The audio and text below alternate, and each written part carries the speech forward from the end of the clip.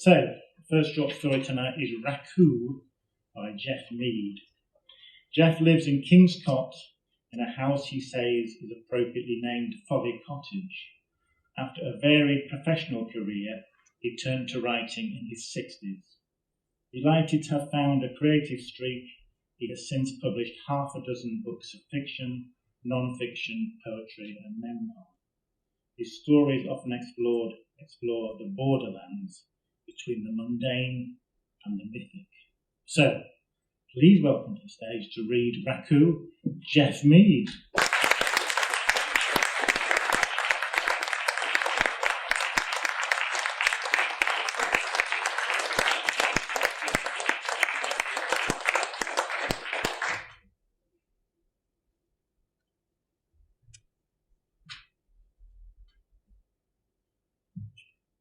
Raku.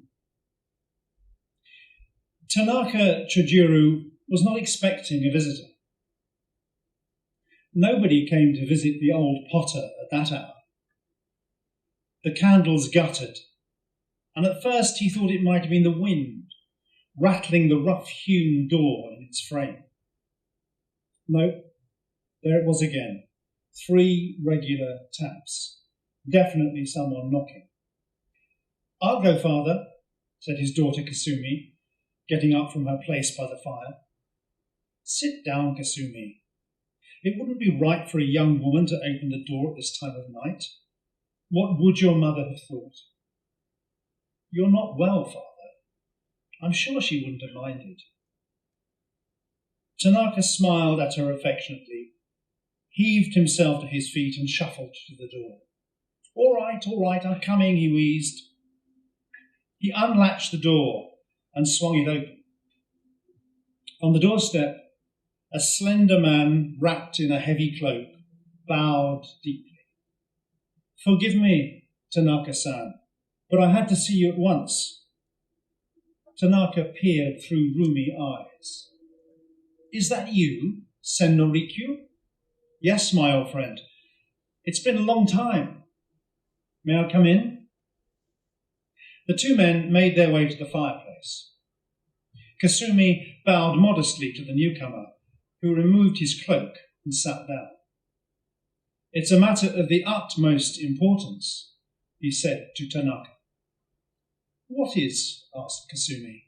"Something that concerns your father," replied Sen no Rikyu. "Kasumi is my right hand, Rikyu-san. What concerns me concerns her." "I came straight here from the palace to tell you," insisted Sen no Rikyu. Even so, I imagine it can wait until you've had a little sake. There is still some warm on the hob," said Tanaka. Sen no Rikyu nodded. He smiled as Tanaka tipped the flagon and poured 2 cups until they gently overflowed.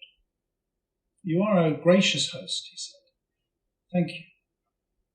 Whatever I know of grace, I learnt from you, Rikyu-san," said Tanaka. "Your mastery of the tea ceremony is legendary." The 2 men sipped their sake in appreciative silence. Sen no Rikyu put his empty cup down beside the flagon and reached into a deep pocket inside his robe. He pulled out an ancient, cracked tea bowl. "This is why I came," he said, and offered it for Tanaka's inspection. Tanaka took the proffered bowl in both hands and lifted it up in the firelight. "My eyes are not what they were, but even in this light, I can see that the glaze is extraordinary. Look at the way it shimmers. Black and bronze, red and green, orange and blue. One moment it is perfectly plain, the next it contains a rainbow. What do you think, Kasumi?" "It's the most beautiful thing I've ever seen," she replied. "Where did it come from, Rikyu-san?" asked Tanaka. "I found it on a stall in the marketplace. The trader picked it up somewhere on his travels. He had no idea of its provenance." "It's very finely made," said Kasumi. "Korean, perhaps." "I made the mistake of showing it to the imperial regent," said Sen no Rikyu, He went into raptures about the unequalled beauty of the bowl and demanded a set of 8 for his autumn tea ceremony. I told him you were the only man capable of making them. I'm flattered, said Tanaka. That was my second mistake, interrupted Senno Riku. He declared that fame and fortune would be the reward for making them. That sounds promising, said Kasumi. And death, the penalty for failure. I'm flattered you think I'm the only man who could make such bowls.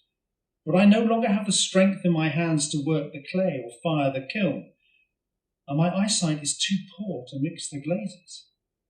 You will have to tell the Imperial Regent that I declined his kind offer. I'm sure he'll understand. Hideyoshi executed 30 members of his own family for displeasing him. He is not a reasonable man. We have no choice in the matter, but I cannot do it. Kasumi crossed the fireplace and knelt in front of her despairing father. You can't do it, she said, but I can. You? Exclaimed Senno Riku. I mean no offence, but Kasumi...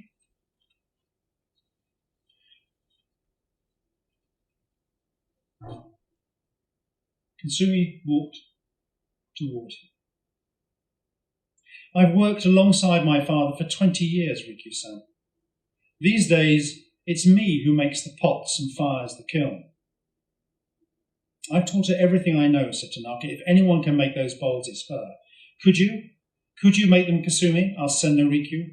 It's all in the glaze, said the potter's daughter, taking the bowl in her hands. There must be a way. Tanaka looked at his daughter, then turned to his friend. Tell the Imperial Regent he shall have his tea bowls. How long have we got? 5 weeks, said Senno Riku, putting his cloak back on. He is set on having them for the autumn tea ceremony. I'll let him know that Tanaka Chojiro, the greatest potter of the age, has begun work. I think it best to keep your daughter's name out of it, don't you? We don't want her to risk the Imperial Regent's anger. Senno Riku went out into the night, leaving Kasumi and her father to sleep as well as they could under the circumstances. The next day, Kasumi was up early in the pottery behind the house, gazing at the glittering bowl on the workbench. She knew she could shape vessels equally simple and elegant. But what glaze had the maker used? How long had it been fired, and at what temperature? Kasumi mixed every combination of glazing material she could lay her hands on for test firings.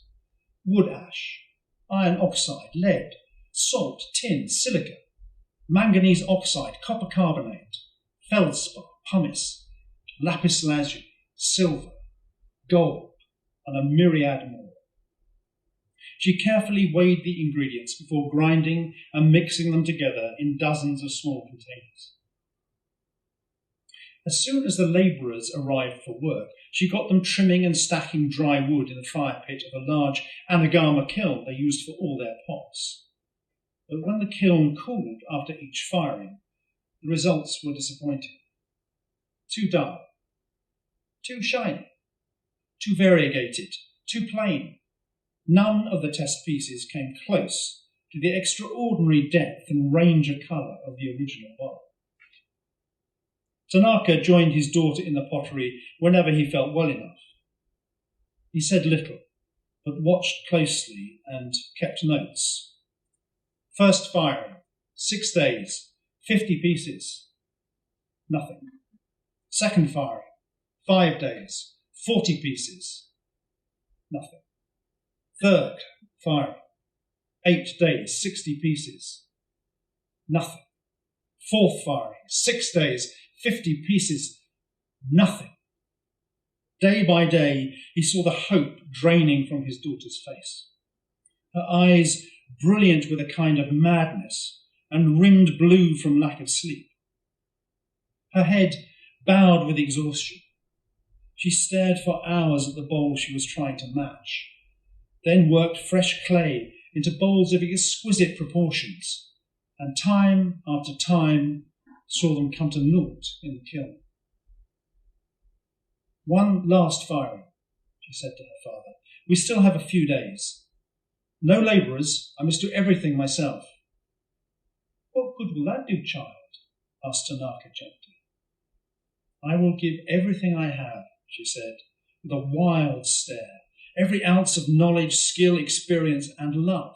How else could such a bowl be made? I can't bear to see you drive yourself like this, said Tanaka. I'm going back indoors. Come and get me when the firing is done. With infinite care, Kasumi stacked the last batch of unfired bowls in the kiln.